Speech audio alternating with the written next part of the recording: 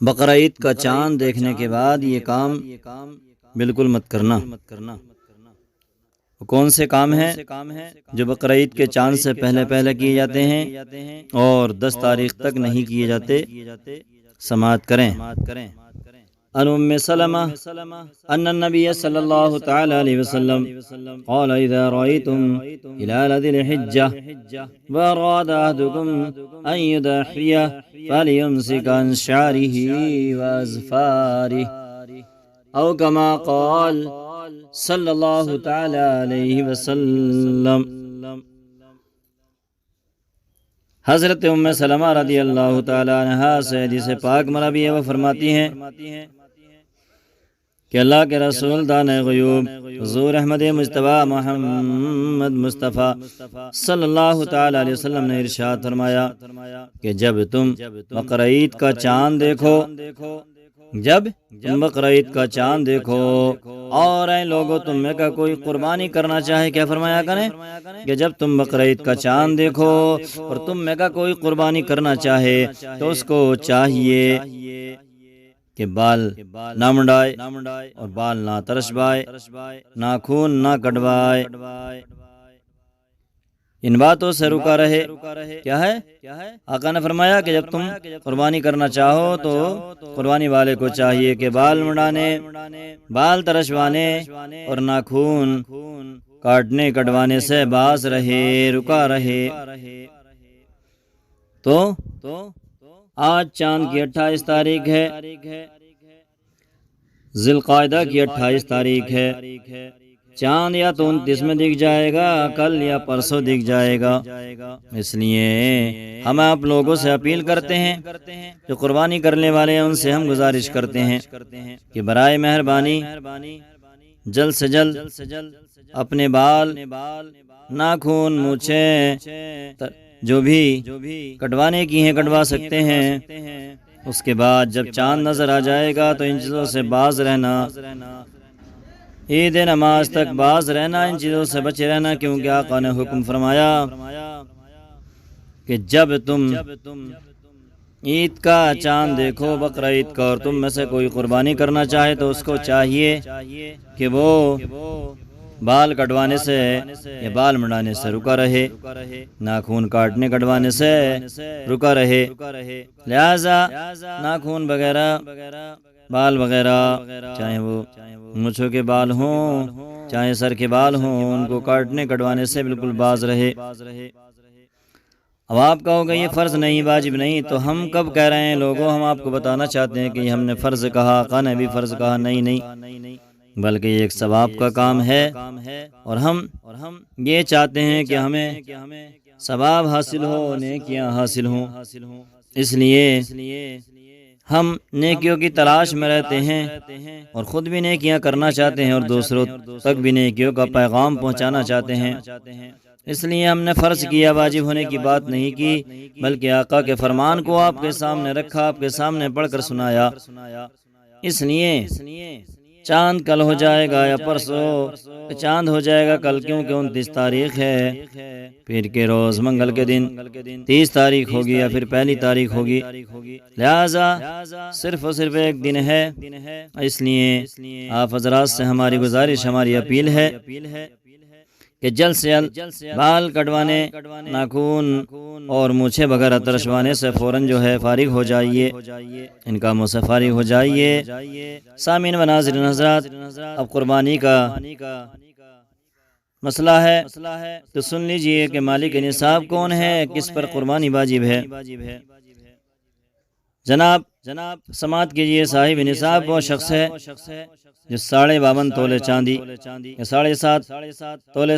سونے کا مالک ہو، یا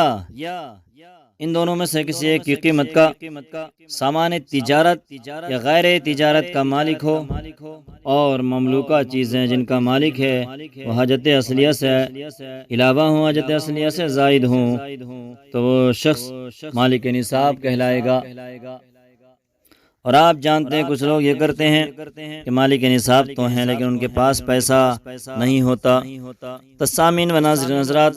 ہم آپ کو بتانا چاہتے ہیں کہ قربانی صرف ایک دن نہیں ہے، بلکہ 3 دن قربانی ہے۔ اگر آپ کے پاس پیسہ آج نہیں، پہلے دن نہیں ہے تو دوسرے دن اگر آ گیا تو دوسرے دن مال جانور لے کر آئیں اور قربانی کریں۔ دوسرے دن نہیں ہے تو تیسرے دن پیسہ ہے تو آپ اگر انتظام ہو گیا تو تیسرے دن جانور خرید کر قربانی کر سکتے ہیں۔ لہذا قربانی کے 3 دن ہیں، 3 ایام ہیں، 3 دنوں میں قربانی کیجئے۔ ایک مسئلہ ہم آپ کو اور بتا دیتے ہیں کہ بہت سے لوگوں کا حال یہ ہوتا ہے کہ پہلے دن ہی قربانی کو ضروری سمجھتے ہیں کہ پہلے دن ہی حلال میں کرنا، جبکہ ایسا نہیں۔ اے لوگوں، قربانی پہلے دن بھی ہے، دوسرے دن بھی ہے، تیسرے دن بھی ہے۔ لہذا قربانی کرنے میں صرف ایک ہی دن کو مخصوص نہ کیجیے، ایک ہی دن کو خاص نہ کیجیے، بلکہ اگر پہلے دن ہو سکتی ہے تو پہلے دن کیجیے، دوسرے دن ہو سکتی ہے تو دوسرے دن کیجیے، تیسرے دن ہو سکتی ہے تیسرے دن کیجیے۔ پریشان نہ ہوئیے کہ ہماری آج قربانی نہیں ہوئی تو کل کو قربانی نہیں ہوگی، آج اگر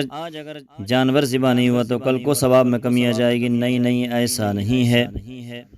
سامعین و ناظرین حضرات، اس لیے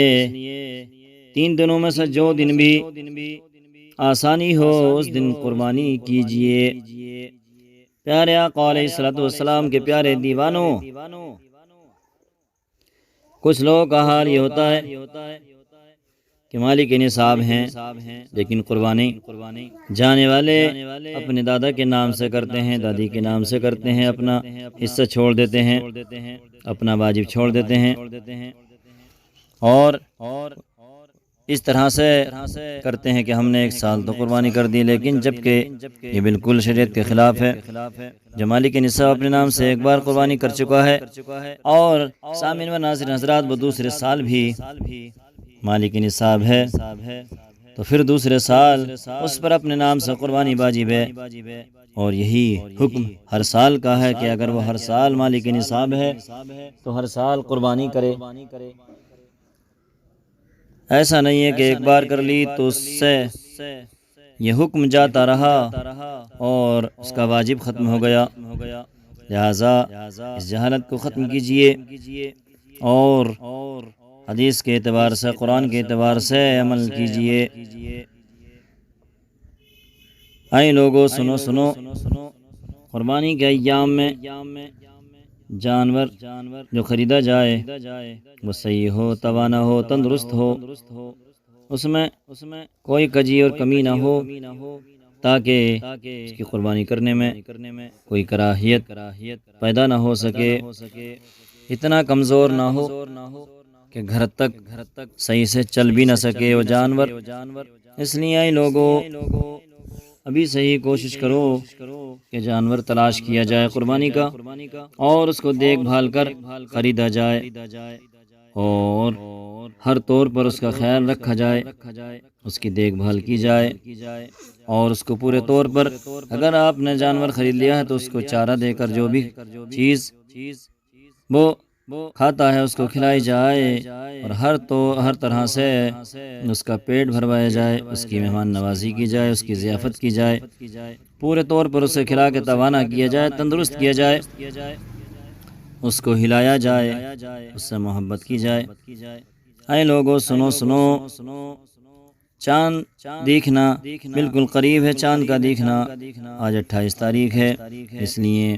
ابھی صحیح بال جو لوگ قربانی کرنا چاہتے ہیں وہ اپنی حجامت بنوائیں، بال صاف کرائیں اور ناخن وغیرہ تراش لیں، جو بھی چیز ضروری ہے ابھی سے کر لیں، بعد میں نہ کریں، کیونکہ ان چیزوں سے بچنا بہتر ہے۔ لہٰذا اے لوگو، جو ہم نے آپ کو باتیں بتائی ہیں، اگر کوئی شخص اس میں شک کرتا ہے تو ہم آپ کو بتانا چاہتے ہیں بہار شریعت کے حوالے سے کہ اگر کوئی صاحب مالک نصاب ہیں اپنی طرف سے قربانی کے بجائے دوسری کی طرف سے قربانی کرنا چاہتے ہیں اور اپنے نام سے نہیں، تو ہم بتانا چاہتے ہیں کہ وہ سخت گناہگار ہوں گے،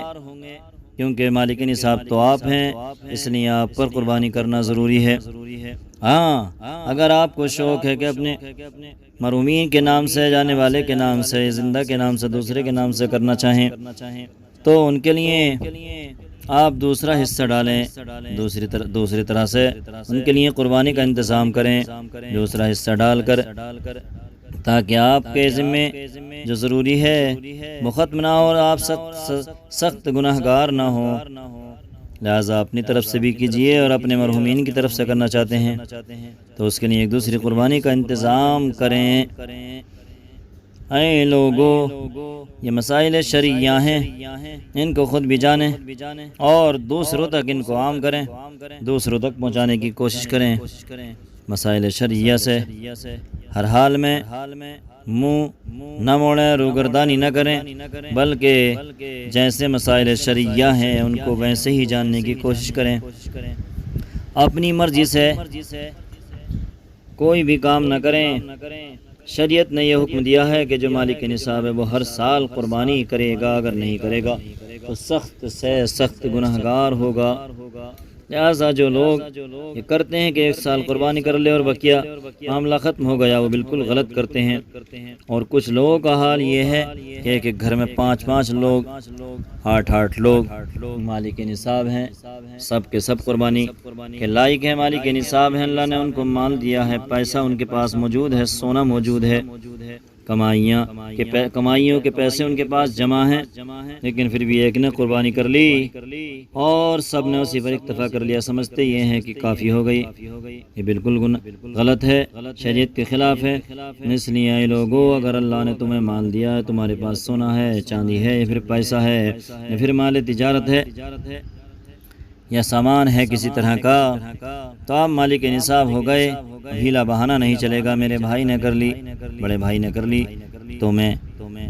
اب کیوں کروں، چھوٹے بھائی نے کر لی تو اب میں کیوں کروں، بالکل شریعت کے خلاف ہے، یہ آپ کی مرضی ہے، شریعت کی مرضی نہیں۔ اس لیے آپ اپنی زندگی گزارنا شریعت کے اعتبار سے، طبیعت کے اعتبار سے نہیں، لیکن ہم دیکھتے ہیں کہ لوگ طبیعت کے اعتبار سے زندگی گزارتے ہیں